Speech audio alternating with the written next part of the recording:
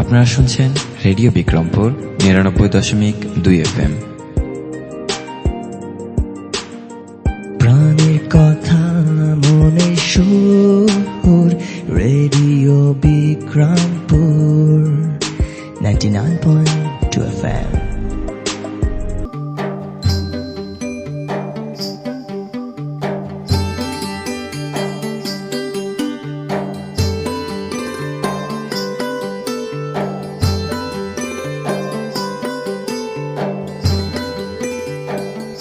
বিশ্বে যা কিছু মহান, সৃষ্টি চির কল্যাণকর, অর্ধেক তার করিয়াছে নারী, অর্ধেক তার নর। সুপ্রিয় শ্রোতা, সবাইকে প্রীতি ও শুভেচ্ছা জানিয়ে শুরু করছি নারীর ক্ষমতায় মত প্রকাশের স্বাধীনতা ও অধিকার আদায় করণীয় বিষয়ক রেডিও ম্যাগাজিন অনুষ্ঠান অপরাজিতা। আজ শুনবেন অনুষ্ঠানের ৩৫তম পর্ব। আমাদের এবারের বিষয় নারীর অগ্রগতিতে প্রজনন স্বার্থের যত্ন। পুরো অনুষ্ঠান জুড়ে আপনাদের সাথে থাকবো আমি সাদিয়া। সুপ্রিয় শ্রোতা, আপনারা শুনছেন রেডিও বিক্রমপুর ৯৯.২ FM। অনুষ্ঠানটি আম্বালা ফাউন্ডেশনের সহায়তায় নির্মিত এবং অনুষ্ঠানটি প্রচার করছে রেডিও বিক্রমপুর ৯৯.২ FM। আমরা আমাদের অনুষ্ঠানের মাধ্যমে চেষ্টা করব নারীর ক্ষমতায়ন, মত প্রকাশের স্বাধীনতা ও অধিকার আদায় করণীয় সম্পর্কে আলোচনা করে স্থানীয় পর্যায়ে জনসচেতনতা বাড়ানোর। সৃষ্টি থেকে শেষ অবধির কেন্দ্রে রয়েছে নারী। হাজার রূপ একটি নারী, যেন রহস্যের ভাণ্ডারী, কখনো মা, বোন বা প্রিয়তমা স্ত্রী। তাদের জন্যই সুন্দর ধরনী স্রষ্টার করিগরি। নারী স্রষ্টার এক বিস্ময়কর সৃষ্টি। যদিও নর ও নারী এই দুইয়ের মিলিত রূপী সুন্দর ও সাফল্যময় এক পৃথিবী, উভয়ের মিলিত প্রচেষ্টাতে পৃথিবী আজকের এই অবস্থানে এসেছে। শ্রোতা, চলুন জেনে আসি আমাদের আজকের অনুষ্ঠানে কি কি থাকছে। আমাদের আজকের অনুষ্ঠানে থাকছে একটি প্রতিবেদন, একটি গান, একটি নাটিকা এবং বিশেষজ্ঞের পরামর্শ। তুমি দারুণ, তুমি আলাদা, তুমি সুন্দর, আর তাই তো তুমি নারী। সুপ্রিয় শ্রোতা, চলুন অনুষ্ঠানের এই পর্যায়ে শুনে আসি একটি প্রতিবেদন। বাংলাদেশ বিগত কয়েক দশকে স্বাস্থ্যক্ষেত্রে অনেক এগিয়ে গেলেও প্রজনন স্বাস্থ্যসেবা সচেতনতায় এখনো অনেক পিছিয়ে। ২০২২ সালে এসেও নারীদের মাসিক ঋতুচক্র নিয়ে জড়তা রয়েছে। এছাড়াও বয়সন্ধিকালে শারীরিক ও মানসিক পরিবর্তন নিয়ে নানা নেতিবাচক প্রতিক্রিয়া দেখা যায়। বিশেষজ্ঞরা এজন্য প্রজনন স্বাস্থ্যসেবা সংক্রান্ত তথ্য সচেতনতার অভাবকেই দায়ী করছেন। অথচ বাংলাদেশে প্রজনন স্বাস্থ্যের বিষয়টিকে স্পর্শকাতর ও লজ্জার বিষয় হিসেবেই দেখা হয়। তাই প্রজনন স্বাস্থ্যসেবার উন্নয়নে প্রয়োজন ব্যাপক প্রচারাভিযান ও সচেতনতামূলক কার্যক্রম। প্রজনন স্বাস্থ্যসেবা হল মানুষের একটি দৈহিক, মানসিক ও সামাজিক কল্যাণের অবস্থা। চলুন জেনে নেই প্রজনন স্বাস্থ্যসেবার সঠিক বয়সসীমা কোনটি। প্রজনন স্বাস্থ্যসেবার সঠিক বয়সসীমা হল জন্মের পরপরই শিশু বয়স, বয়সন্ধিকাল, প্রজননক্ষম বয়স, মহিলাদের জন্য ১৫ থেকে ৪৯ বছর এবং প্রজনন বয়সের পরবর্তী জীবন পর্যন্ত। প্রজনন স্বাস্থ্যসেবার প্রাপ্তিস্থান কোথায়, চলুন জেনে নেই এই সম্পর্কে। গ্রাম পর্যায়ে স্বাস্থ্য ও পরিবার পরিকল্পনা কর্মী, স্যাটেলাইট ক্লিনিক, ইউনিয়ন পর্যায়ে স্বাস্থ্য ও পরিবার কল্যাণ কেন্দ্র, উপজেলা স্বাস্থ্য কমপ্লেক্স, জেলা হাসপাতাল এবং মা ও শিশু কল্যাণ কেন্দ্র। এছাড়াও সরকারি যে কোনো তথ্য ও সেবা পেতে জাতীয় হেল্পলাইন নম্বর ৩৩৩ কল করতে পারেন এবং যে কোনো প্রকার স্বাস্থ্যসেবা পেতে হেল্পলাইন নম্বর ১৬২৬৩ ফোন দিয়ে বিশেষজ্ঞ চিকিৎসকের পরামর্শ নিতে পারেন। নারী তবু পায়নি আজও সমান অধিকার। নারী কেন পেল না আজও মানবাধিকার? একই সমান শ্রম দিয়ে সে পায় না সমান দাম, একই সমাজে বসত তবু পাইল না সুনাম। সুপ্রিয় শ্রোতা, চলুন অনুষ্ঠানের এই পর্যায়ে শুনে আসি বিষয়ভিত্তিক একটি গান। প্রজনন স্বাস্থ্য সেবা সবার অধিকার, এ ব্যাপারে দৃষ্টি রাখা সবারই দরকার। যে কোনো সমস্যার কথা জানাও পরিবারে, আপনজনার শিক্ষকরাও সাহায্য করতে পারে। সব মেয়েরই জীবনে আসে মাসে বিশেষ দিন, ভয় নাই, ব্যবহার করবে স্যানিটারি ন্যাপকিন। কোন বয়সে গর্ভধারণ, কোন বয়সে মানা, এই কথাটি নারী পুরুষ সবারই চাই জানা। তা না হলে হবে না তো সময় মতো প্রতিকার। প্রজনন স্বাস্থ্য সেবা সবার অধিকার, এই ব্যাপারে দৃষ্টি রাখা সবারই দরকার। প্রজনন স্বাস্থ্য সেবা সবার অধিকার, সবার অধিকার, ভাইরে সবার অধিকার, ভাইরে সবার অধিকার, ভাইরে সবার অধিকার। আমাদের দেশে যৌন হয়রানি ও নিপীড়ন বিষয়ে যে আইন রয়েছে সে সম্পর্কে আমরা অনেকেই অবগত নই। আসুন সবাইকে এই আইন সম্পর্কে অবগত করি, নিজে সচেতন হই, অন্যকে সচেতন করি এবং গড়ে তুলি যৌন হয়রানি মুক্ত সমাজ। তুমি দারুণ, তুমি আলাদা, তুমি সুন্দর, আর তাই তো তুমি নারী। সুপ্রিয় শ্রোতা, চলুন অনুষ্ঠানের এ পর্যায়ে শুনে আসি একটি নাটিকা। মা, ও মা, আর পারি না মা। আল্লাহ গো আল্লাহ, আমার মায়ের আর কি হইল? গাড়ি ঘোড়া তো কিছুই চলে না, হাসপাতালে নিব কেমনে? আল্লাহ! টুনির মা, কলিমের ভ্যানটা নিয়ে আইলাম, মাইয়াটা ধরো। ও ধরো ধরো, সবাই ধরো, আমার মাইয়াটারে ধরো। আল্লাহরে ডাক মা, আল্লাহরে ডাক।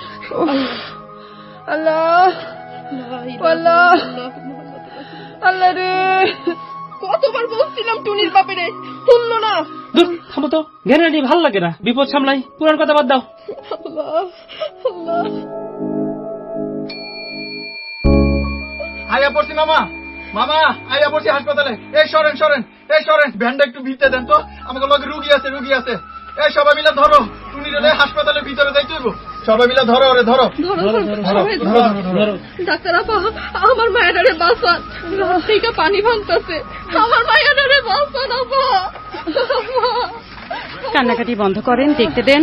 যখন হাসপাতালে এসে পড়েছেন আমরা আছি, একটু দেখতে দেন, একটু দেখতে দেন প্লিজ। একটু সরে দাঁড়ান, একটু যেতে দেন। কি রাত থেকে পানি ভাঙছে? আচ্ছা, আমরা দেখছি। এই বাচ্চা মেয়ের বাচ্চা হবে, কি বলেন? আমার এই মাইয়ারা কত ভালো ছাত্রী আছিল, কত সুন্দর আছিল, কত স্বপ্ন দেখছিল, কত বড় ডাক্তার হইব। আর আমি কত মানা করছিলাম, আমার কথা শুনলো না। অল্প বয়স ওরে দিয়া দিল বিয়া। টুনির বাপ শুনলো না আমার কথা। আমার মাইয়ারা সব স্বপ্ন ভাঙা দিল, সব শেষ করে দিল টুনির বাপ। আপা, করোনার সময় স্কুল বন্ধ ছিল, চারপাশে পোলাপানরা বড্ড জ্বালাইতেছিল। ভালো সম্বন্ধ দেখা বিয়া দিলাম, এখন আমার মাইয়ার কি হবে? আপা বাঁচান, আপা, আমার মাইয়া বাঁচবো তো? জানেন না, 20 বছরের আগে কোনো মেয়ে সন্তান ধারণের জন্য শারীরিকভাবে সক্ষম হয় না, আর আপনারা এত ছোট মেয়েকে বিয়ে দিয়ে দিয়েছেন। আমার মাইয়ারা। কান্নাকাটি আপনারা বন্ধ করেন, আমাদের কাজ করতে দেন, দেখতে দেন। যতটুকু বুঝছি এই মেয়ের মৃত্যু ঝুঁকি আছে, আমরা চেষ্টা করছি, বাকিটা আল্লাহ ভরসা। আপা, আমার মাইয়ারে বাঁচান, আর কিছু লাগবে না আপা, আমার মাইয়ারে বাঁচান। মনে রাখবেন, গর্ভাবস্থায় কমপক্ষে 4 বার চেক আপের জন্য যেতে হবে গর্ভবতীকে। পুষ্টিকর সুষম খাবার খেতে হবে, পর্যাপ্ত বিশ্রামের জন্য ব্যবস্থা করে দিতে হবে। মনে রাখবেন, 18-র আগে বিয়ে নয়, 20-র আগেই সন্তান নয়। বন্ধ করি যৌন হয়রানি, নিপীড়ন, নির্যাতনে আওয়াজ তুলি, সত্য সুন্দর নিরাপদ সমাজ গড়ি।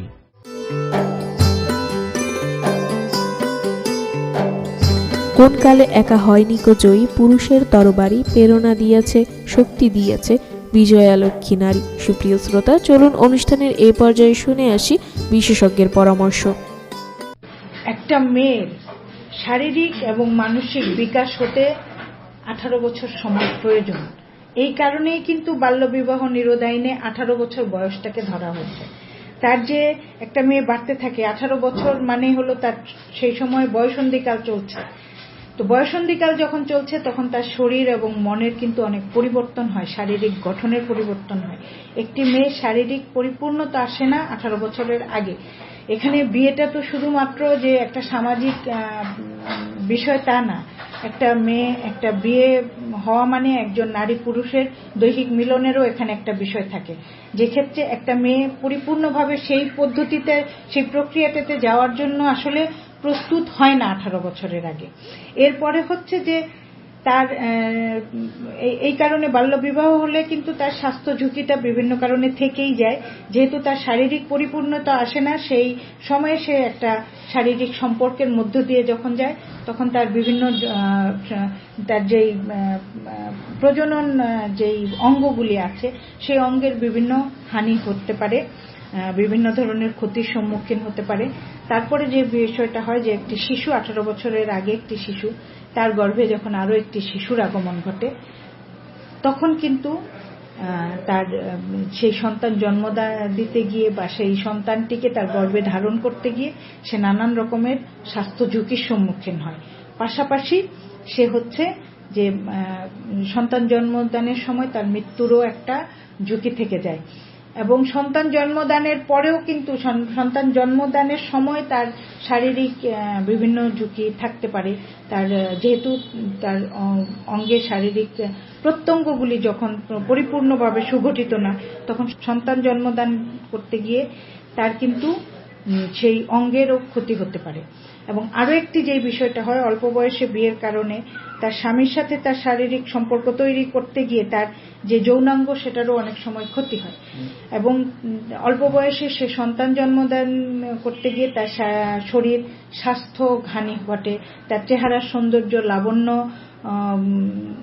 নষ্ট হয়, এবং এই নষ্ট হওয়ার কারণে কিন্তু পরবর্তীতে দেখা যায় যে তার স্বামী হয়তো তার প্রতি আকৃষ্ট থাকছে না, সে তখন দ্বিতীয় বিবাহের দিকে ঝুঁকে যায়। এই মেয়েটি বিভিন্নভাবে তার সংসারে বঞ্চিত হতে থাকে এবং তার নানান রকমের শারীরিক রোগ তার মধ্যে বাসা বাঁধতে থাকে।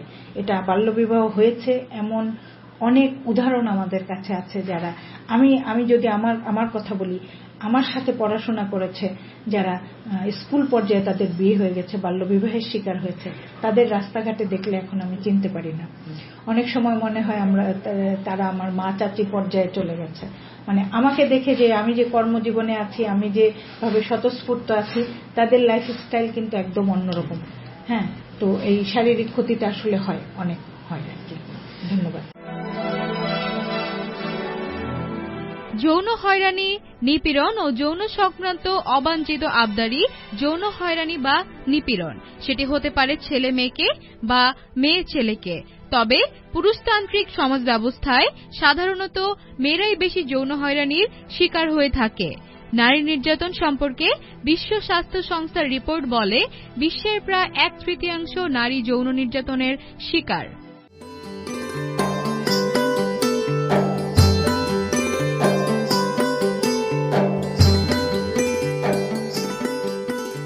হে নারী, সমাজ গড়ার কারিগর তুমি, তোমারই মুঠোয় বিশ্বসুখ।